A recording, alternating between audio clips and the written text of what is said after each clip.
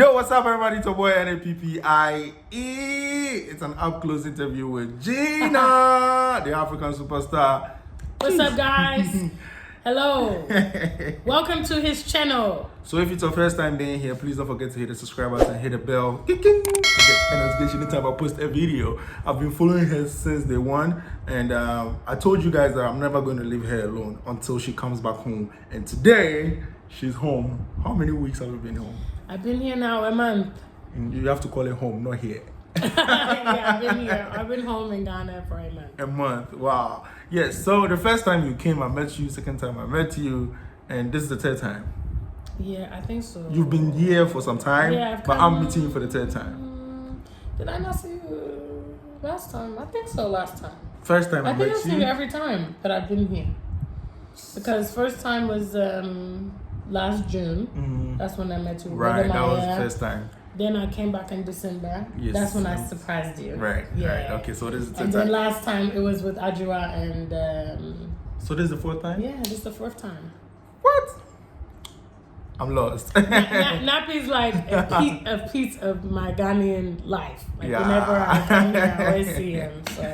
So today we're going to talk about her coming home. Is she staying forever, or she's just coming to visit once again as she used to do? Right. So she's a YouTuber, you can go ahead and subscribe to her channel as well. And if it's your first time seeing her, please don't forget to subscribe. Definitely. Yeah. So welcome back home, Gina. That's it. Oh, okay. She wants to speak Tree. Okay, Akwaba. That's it. You respond, Yenia. Yeah. Good. Okay. All right. Once again, what brought you to Ghana?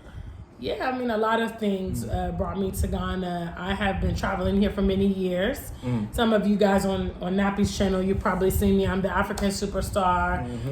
And it has been my intention throughout my recent travels to create the foundation to come here now.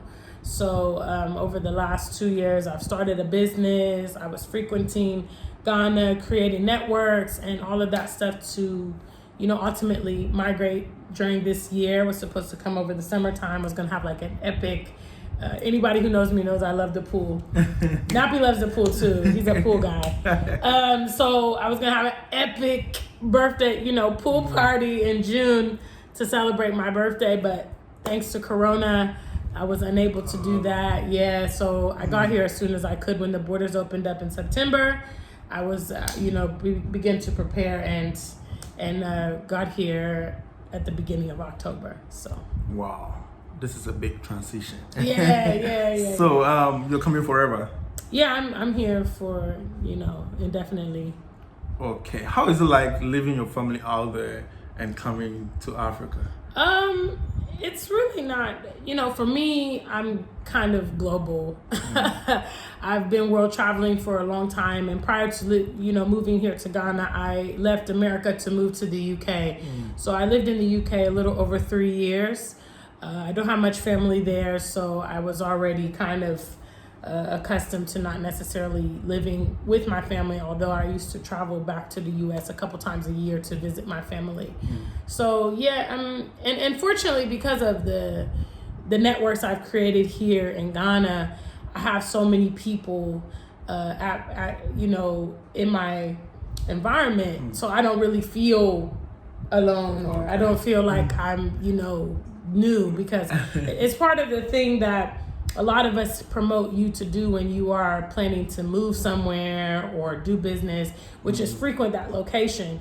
I've gotten very comfortable with Ghana over my frequent travels. Right. So moving here is not like a huge stretch for me. Right. It's more like an extension of my previous travels. So, yeah. Wow, this is a big transition. As a lady, I think it's big for Nappie, guys. Oh, it's so big. It's so big. No, as a lady, like thinking about it, as a lady, you taking this. Are you a lady? No, I'm thinking for you.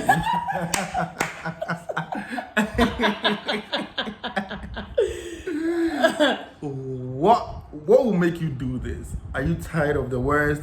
Are you tired of the people? Are you tired of the weather? Are you tired of everything? Yeah, what are you tired of?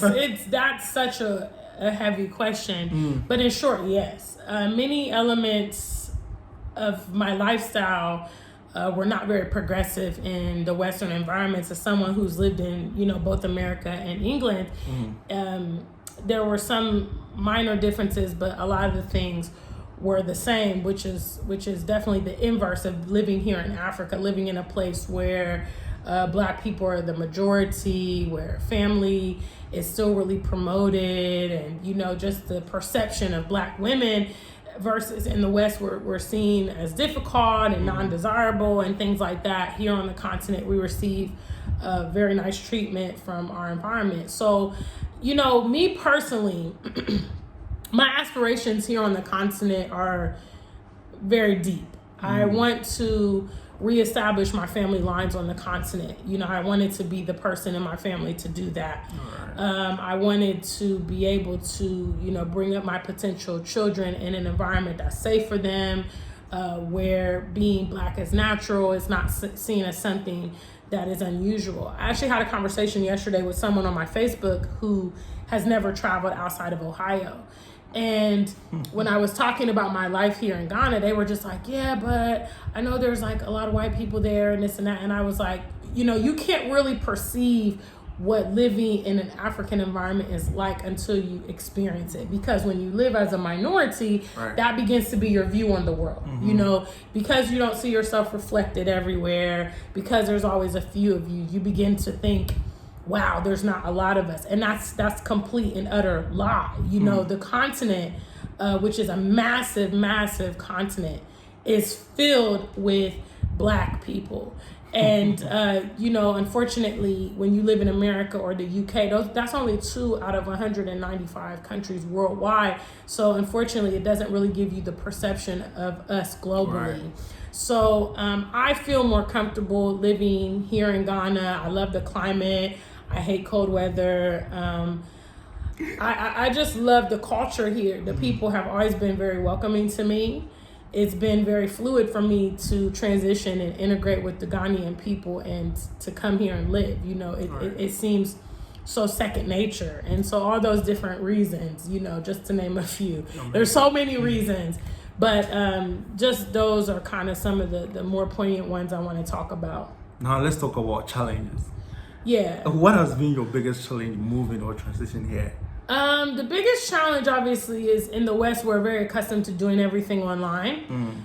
There's obviously a lot of technology and conveniences. Right. The difference is here in Ghana, everything is kind of done physically and like with the person and communicating and things like that. So when you are abroad and you're trying to look for an apartment or you're trying to do certain arrangements, you can't resort to online, and then you are abroad. So, some things you're either going to have someone here on the ground that can do them for you, or you're going to have to wait till you get here to take care of them. Yeah. So that has been, that can be seen as a challenge. That wasn't necessarily my case because again, I did have people that, were able to look after me in those areas.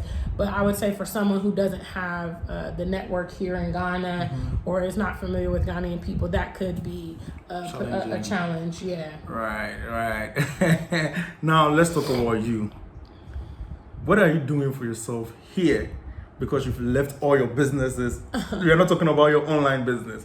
The businesses, everything that you were doing in the UK, and you are here. What are you going to do for yourself? What other things have you seen here that you think, yes, I can touch this and it will work for me?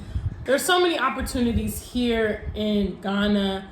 Like Nappie mentioned, I have, a pre-existing business, the AfrikanSuperstar.com. I do get products from Ghana and also from Kenya. But I personally am looking to expand my media presence here. So I have been collaborating with some experts in videography and things like that. I have aspirations of doing some larger products and taking my media to the next level. So that's what I'm hoping to cultivate. I'd say definitely within like the next year here in Ghana. Oh, that's really, really amazing.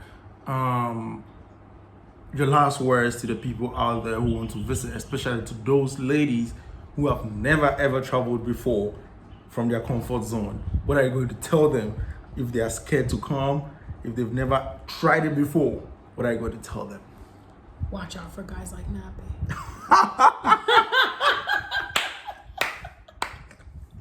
What did I do? Watch out for boys like Nappie. Here in Ghana, there's a lot of, When was the last time you saw? Chocolate Tell boys. me, when was the last time? Smiles, When was the last time you saw? I know he's scarce. He's scarce. But yeah, no. So boys like me are scarce. He's scarce at the moment. No, but yeah, I mean, I would really promote you to live your best life. You know, tomorrow's not promised, so you need to be adventurous and go for the things that you really want to achieve. I would say, you know, there are moments when I actually sit back and realize that I'm now living here in Ghana. It was a concept that, you know, I developed years ago, and now it is my reality. It's not my reality because I wished it or prayed for it or hoped for it. It is my reality because I strategically took steps and implemented a plan to make it a reality. So if coming to the continent is something you want to do, I encourage you to do it sooner than later. You know, that way you can resolve that emotion in your mind. If you just want to come here on vacation, you know, just to get the experience, that's great. If you want to do things beyond that, such as a business or migration, you know, the sooner you're able to work towards that, the sooner you're able to actually implement that. And I do realize there are some challenges with coronavirus and things like that. And that should actually cause you to expedite your plan because tomorrow is so unforeseen and we don't really know. Ultimately, when I was going to move here to Ghana, I was planning to do something like 6 months here, 6 months in the UK.